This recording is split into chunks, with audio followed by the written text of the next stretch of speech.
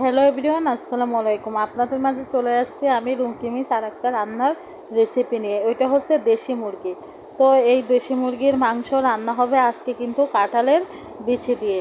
আপনারা কে কে দেশি মুরগি কাঁঠালের বিচি দিয়ে রান্না করেন অবশ্যই কমেন্ট করে জানাবেন। তো দেশি মুরগি আমরা কিন্তু কাঁঠালের বিচি দিয়ে এভাবে কাঁঠালের সময় এখন কাঁঠালের বিচি দিয়ে এভাবে দেশি মুরগি রান্না করে খেতে অনেক মজা লাগে। আমরা কিন্তু এভাবে এই মুরগিটা রান্না করে খাই। আপনারা কে কে কোন জেলায় খান অবশ্যই কিন্তু কমেন্টের মাধ্যমে জানাবেন।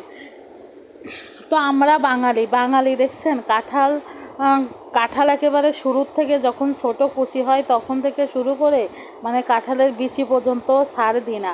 এই কাঁঠালের বিচি দিয়ে গোশ খাইতে আসলেই মজা লাগে, কিন্তু সত্য কথা বলতে এই কাঁঠালের বিচি পরিষ্কার করতে যে কতটা কষ্ট হয় সেটা আর বলার না। দেখতেই পাচ্ছেন এভাবে কিন্তু এই কাঁঠালের বিচিগুলো ডলে ডলে এর গায়ে যে ছাল সাদা এটা উঠাই নিচ্ছি। তো বিচিগুলো দেখেন কমপ্লিট হয়ে গেছে, কত সুন্দর সাদা হয়েছে। প্রত্যেকটা জিনিস খাইতে গেলে অনেক সহজ, কিন্তু এটা কষ্ট করে তৈরি করতে গেলেই অনেক বেশি কষ্ট। যত সময় লাগছে এটা তৈরি করে পরিষ্কার করে রান্না বান্না করতে, খেতে গেলে কিন্তু ততটা সময় লাগে না। আমরা কিন্তু এভাবে কাঁঠালের বিচি শুধু যে গোশে খাই এটা না, অনেক তরকারিতেও খেয়ে থাকি। তো আপনারা কে কে আমাদের মতো কাঁঠালের বিচি তরকারিতে খান অবশ্যই কিন্তু কমেন্টের মাধ্যমে জানাবেন। আর সত্য কথা বলতে গাইস, এই রান্নাটা কিন্তু অসাধারণ লাগছিল, কারণ এই বছরে প্রথমেই কাঁঠালের বিচি দিয়ে এই দেশি মুরগির তরকারিটা খাইলাম। তো আমার ভিডিওটা আপনাদের মাঝে কেমন লাগলো সবাই কিন্তু কমেন্ট করে জানাবেন।